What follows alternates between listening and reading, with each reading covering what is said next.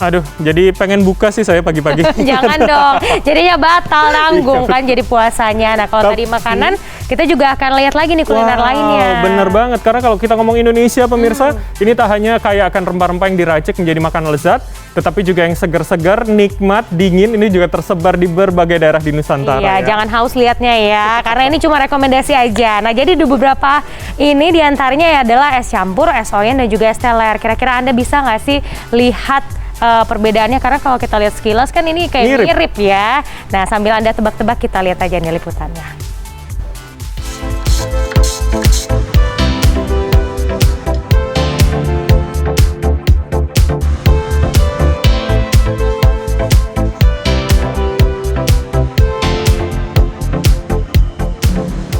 Kalau lagi Ramadan begini, salah satu takjil yang kayaknya seger banget yaitu es. Nah, kali ini saya mau ngajak pemirsa mencicipi ada 3 es khas Nusantara.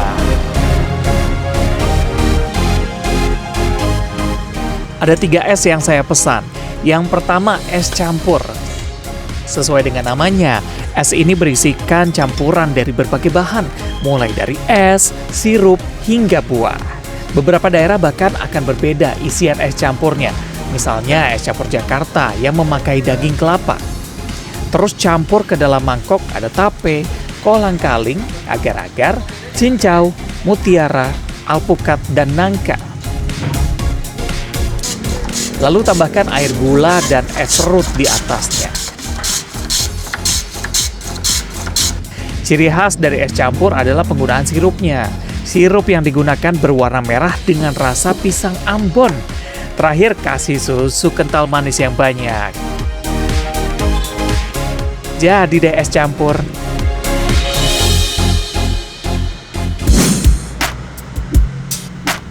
Selanjutnya ada es oyen. Es ini berasal dari kota Kembang, Bandung. Nama es oyen sendiri dihubungkan dengan penjual es campur di Bandung yang bernama Pak Oyen. Karena warung es milik Pak Oyen ini sangat hits di kala itu, maka terciptalah sebutan es oyen. Nah, kalau pembuatan es oyen nih agak sedikit berbeda. Serutan es diletakkan di bawah, diberi kolang-kaling, pacar mutiara, nangka, alpukat, daging kelapa, air gula, dan susu kental manis.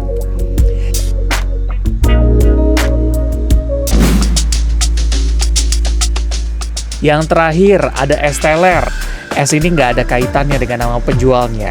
Seorang pedagang es campur bernama Samijem dan Tukiman menjual es campur. Nah, es campur mereka begitu digandrungi banyak orang hingga semakin populer. Para pelanggan memberi nama es teler karena rasanya yang enak sehingga bisa bikin teler. Nih cara buatnya. Pertama, daging kelapa dikerok, diletakkan di mangkuk, lalu tambahkan nangka yang dipotong dadu. Masukkan alpukat, beri sedikit air gula.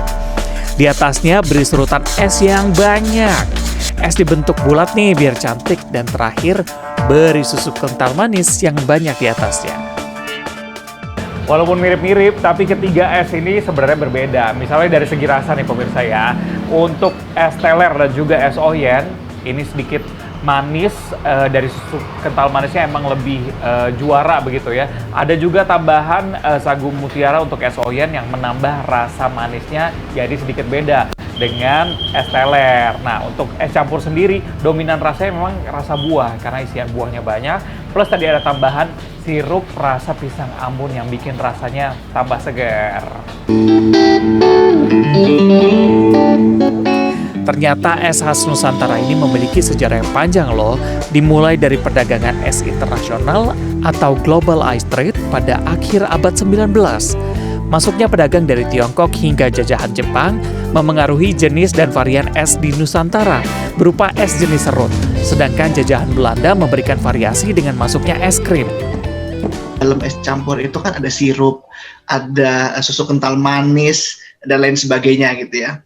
Nah, itu kan sebetulnya produk-produk revolusi industri, produk-produk pabrikan yang baru ada di abad ke-19 pertengahan tahun 1850-an.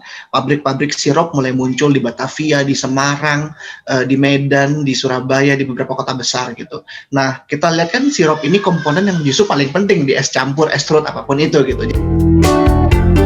Posisi Indonesia sebagai negara tropis juga berpengaruh dengan beragamnya es Nusantara. Tak cuma itu, setiap daerah memiliki es khasnya masing-masing yang isinya dipengaruhi dengan hasil lokal.